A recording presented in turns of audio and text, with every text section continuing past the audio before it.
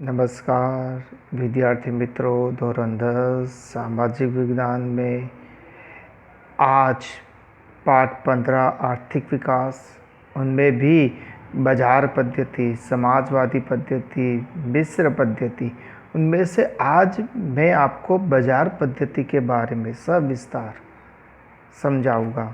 बाजार पद्धति, अब बाजार पद्धति में अमेरिका पहला पॉइंट यहाँ पर एक लिखा है, देखना बच्चों।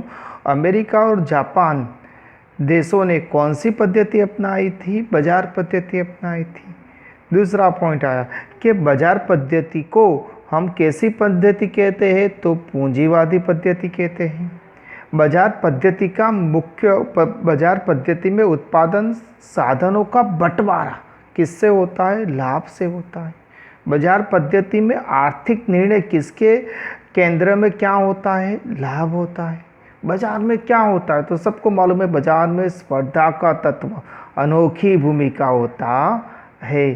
सरकार का हस्तक्षेप नहीं होने के कारण ऐसे अर्थतंत्र को हम क्या कहते हैं? मुक्त अर्थतंत्र कहते हैं। क्या कहते हैं? मुक्त अर्थतंत्र कहते हैं।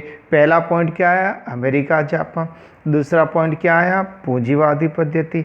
तीसरा पॉइंट क्या आया? साधनों का बंटवारा किससे हुआ बच्चों? के लाभ के आधार से हुआ। चौथा पॉइंट क्या आया? आर्थिक निर्णय केंद्र में क्या है? लाभ है। पांचवा पॉइंट क्या आया? स्पर्धा आई। छठा पॉइंट क्या आया? मुक्त अर्थतंत्र आया। अब दो गुण में दूसरा भी पूछा जाता है, बाजार पद्धति का अर्थ स्पष्ट कीजिए, तो इतना ही लिखना है 6 पॉइंट। पर बाजार पद्धति के लक्षण स्पष्ट कीजिए, तो आपको 6 में से कोई भी 5 लिखने हैं। तो मैं आपको आज 6 नहीं पर 5 के बारे में ही सविस्तार समझाऊंगा।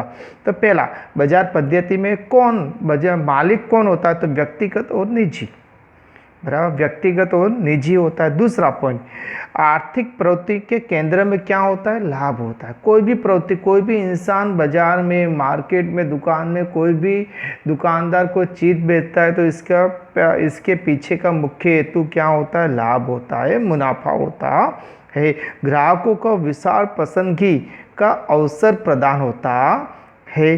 सरकार का हस्तक्षेप होता नहीं। उत्पादन के साधनों का बंटवारा भी किससे होता है? लाभ के आधार पर। अब इसमें क्या आया? व्यक्तिगत निजी, पहला पॉइंट। केंद्र में क्या बच्चों? लाभ। दूसरा क्या? विशाल अवसर आया। चौथा क्या आया? सरकार का हस्तक्षेप होता नहीं है। पांचवा क्या आया? कि बंटवारा किससे होता है? लाभ के आधार पर। बच्चों अर्थ मालूम पड़े तो लक्षण आपको तुरंत ही इसके बारे में आपको क्या हो जाता है? समझ आ। अब बच्चों में आपको बाजार पद्धति का लाभ। बाजार पद्धति में व्यक्ति आर्थिक स्वतंत्रता होता है।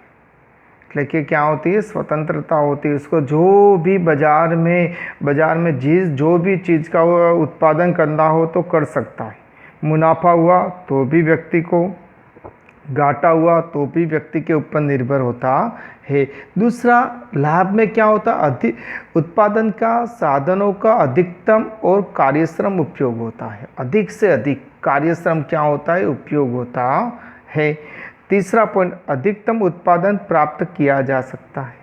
उत्पादन भी क्या होता है? अधिक प्राप्त किया जाता है। दूसरा, बाजार में क्या होता है? 3 महीने, 2 महीने, 6 महीने, पूरे साल में नए नए संशोधन होते रहते हैं। इसके कारण नई नई चीज़ें बाजार में, मार्केट में आती रहती है। इसके कारण स्पर्धा के कारण इसकी गुणवत्ता कैसी रहती है? श्रेष्ठ रहती है। जो गुणवत्ता अच्छी रहेगी तो बाजार में वो वस्तु ग्राहक इसे क्या करने वाला है? पसंद करने वाला है। अब आई बाजार पद्धति की मर्यादा। बाजार पद्धति की मर्यादा में ऐसा आता है कि बाजार पद्धति में प्राथमिक आवश्यक वस्तु का उत्पादन नहीं होता है, पर भोग विलासी वस्तु का क्या होता है? उत्पादन होता है। क्या होता है? भोग विलास से वस्तु का उत्पादन होता है, बराबर। दूसरा, राज्य सरकार का हस्तक्षेप नहीं होने के कारण प्राकृतिक संपत्ति का अपव्यय, मतलब कि प्रकृति को क्या होता है? नुकसान होता है। दूसरा, ग्राहक को बाजार के विषय में अज्ञानता होने के कारण उसका क्या होता है? शोषण होता है। संपत्ति और आय में केंद्र होने से आय की असमानता बढ़ती है। क्या संपत्ति आय में केंद्रीकरण होने के कारण आय की असमानता क्या है, बढ़ती है। कोई बोले आय की असमानता कैसे बढ़ती, तो अमुक इंसान को इतनी ज़्यादा तनख्वाह मिलती है, अमुक इंसान को 2-3 हज़ार भी तनख्वाह मिलती ही नहीं है। और लास्ट में पॉइंट कि क्या होता है कि बाजार पद्धति में आर्थिक अस्थिरता के कारण मजदूरों का क्या होता है, शोषण होता है। तो इसमें क्या आया बच्चों, तो पहला आया भोग विलास से वस्तु का उत्पादन होता है, प्राथमिक वस्तु का उत्पादन होता नहीं है। कुदरती संपत्ति का क्या होता है, अपव्यय होता है।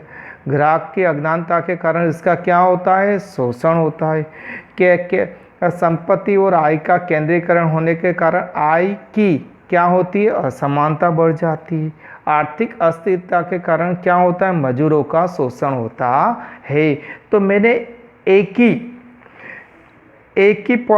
ही वीडियो के अंदर बच्चों मैंने आपको 4 सवाल समझाए। एक बाजार पद्धति का अर्थ, दूसरा बाजार पद्धति का लक्षण, तीसरा बाजार पद्धति के लाभ और चौथा बाजार पद्धति की कमियां, जो बोर्ड की परीक्षा में आता है। तो आपको हर एक पॉइंट में 5 या 6 पॉइंट आपको क्या है, लिखना है। धन्यवाद।